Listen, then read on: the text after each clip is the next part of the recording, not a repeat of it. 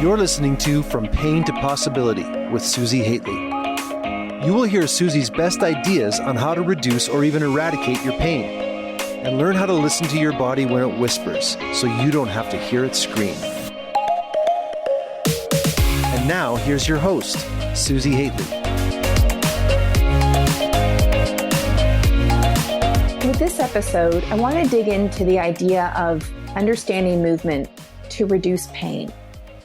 And I want to get into it because recently I've been having yoga teachers ask me a lot of questions about muscles, like what muscle do I need to strengthen? And what muscle do I need to stretch? And I want to start this off by saying you don't have to know that. In fact, I would say that in all my years of training yoga teachers to apply movement and yoga therapeutically for their clients, that those who understood muscles less got the better results. I've also found that when I can effectively teach my clients about their movement first, before getting into muscle conversation, the faster they get better. So that's where I want this episode to dig in. Now, someone might say, but Susi, doesn't muscle drive movement? Yes, it does. Muscles do drive movement. But we can go down this rabbit hole of muscle, particularly when there's not always agreement about what muscles do what. My recent episode on the psoas, where I spoke about a debate around what the actual primary function of the psoas is a great example of that.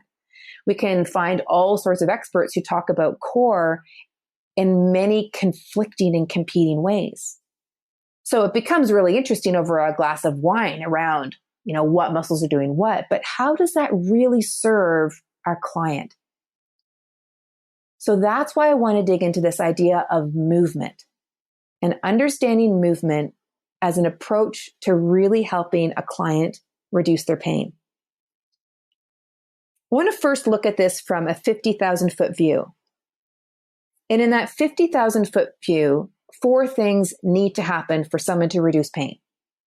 The first is they need to have an increased level of awareness, because so much of the problem is in our unawareness.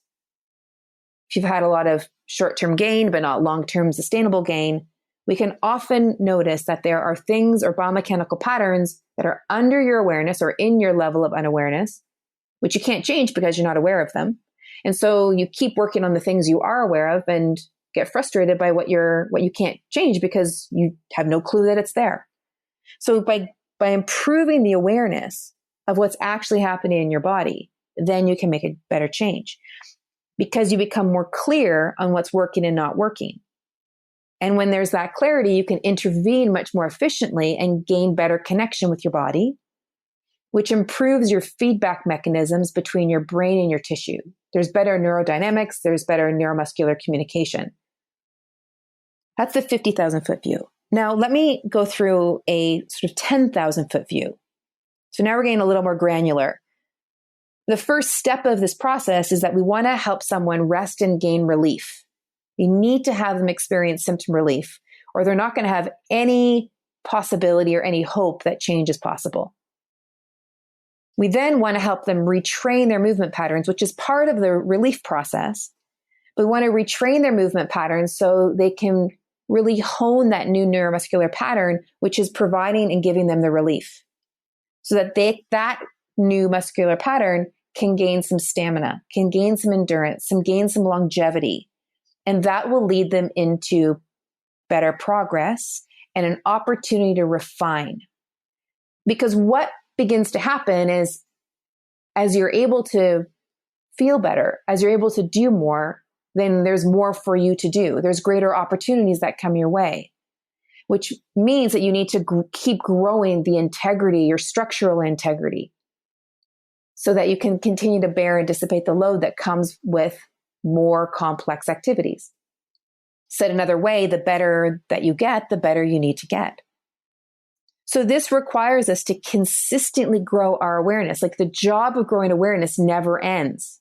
And this job of growing awareness in this concept that I'm teaching on this episode is about the awareness of your movement pattern.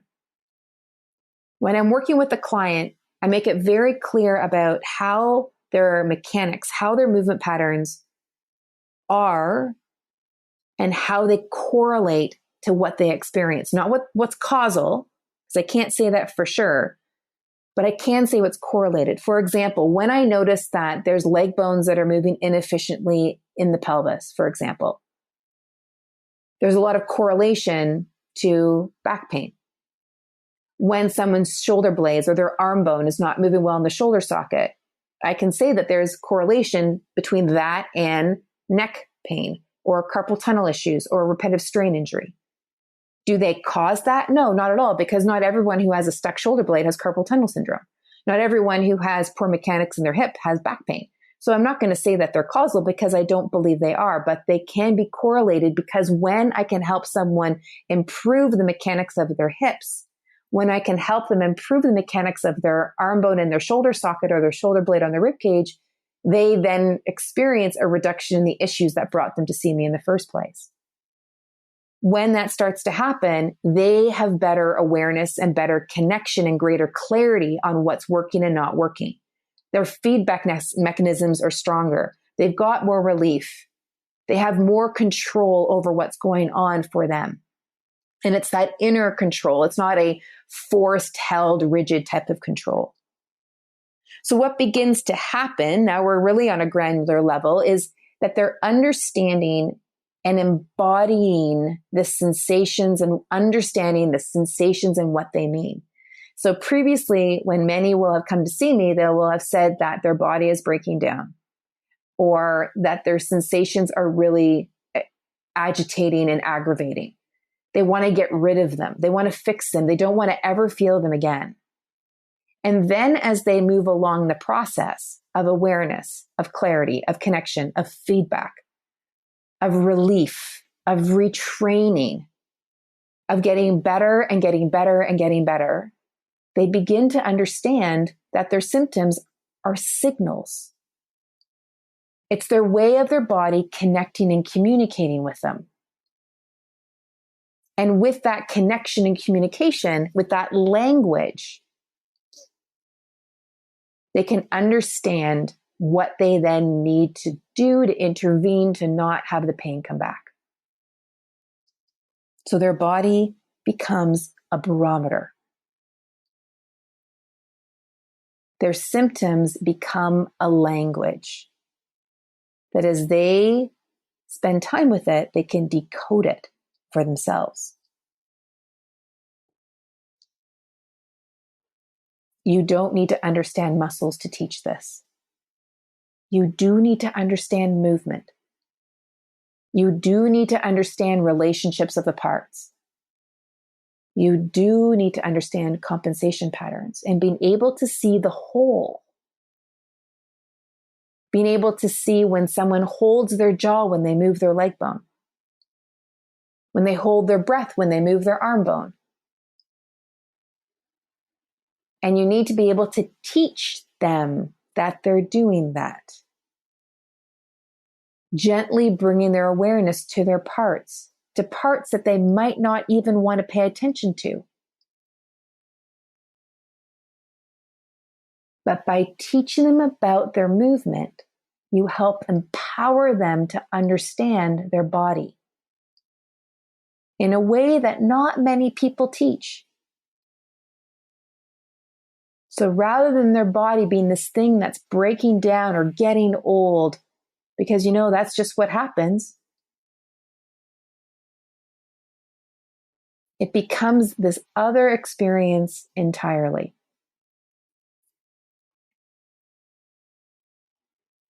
So how can you begin to take steps to apply this?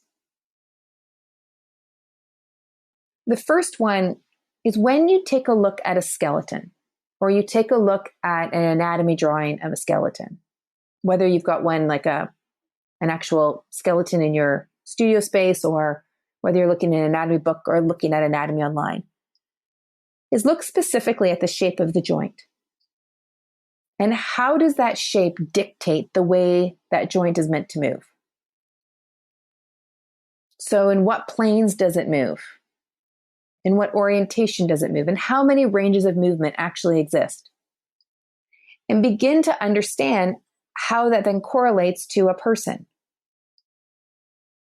When you look at their leg bone moving in their hip, can you get a feel of that ball and socket joint? Can you get a feel of the pelvis being quiet and the leg bone doing the movement? Can you see the distinction between the shoulder joint and the hip joint? Or the elbow joint or the wrist joints? And what does that joint design tell us about the available function? Now, with that understanding, we can then step back and just simply watch the person move. Because as we know, not everybody has the exact same shape of joint that we see in an anatomy book or in a plastic skeleton. We may have no idea what that shape looks like, or even if they have osteoarthritis or any other joint condition, we have no idea, in fact, if that skeleton or the surrounding ligaments are impacting the way that joint is moving or not. So we simply watch and pay attention to the relative smoothness and efficiency of the movement. How aware is your client when they move? How much ease exists in their movement? Is their movement more tense or more wired? What's that quality of the movement? Is there a phase of the movement that actually has more ease, and then there's another phase of the movement that doesn't have the ease? Is there a clunking or a clicking as they go through a movement? Do they hold their jaw when they move their hips or their shoulders or move into their twist? Do they push hard? Do they shove past symptoms? Do they simply just want a stretch? Are they getting seduced in that experience of a stretch? Can they breathe? Can they move in a range of motion that does not increase their pain? When you can come at the experience from what is actually happening from a movement perspective, what parts are moving in relationship to what parts? You can have an agreement with your client about what's actually going on because you both can actually see it happen. This is one of the great benefits from Zoom. Is before, when I was teaching pre-COVID and I'd be working with people one-to-one inside of my studio space in the same space, I would sometimes bring out their camera or a mirror. But now with the computer screen, someone can easily look at the computer and actually see their movement the way that I'm seeing it.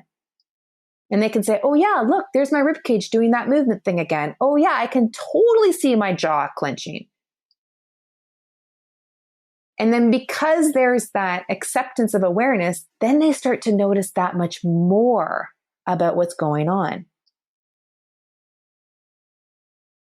And that bubbles over into the rest of their life.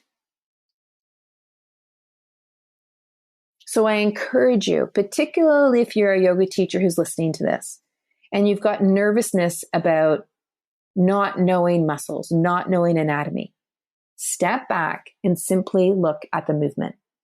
Take in as much of the person that you're seeing and see what is moving that should be. Notice what else is being involved in a movement that ought not to be. And can you help your client become that much more efficient in their movement? And then see what happens. Now stay tuned. There will be an upcoming episode on understanding muscles.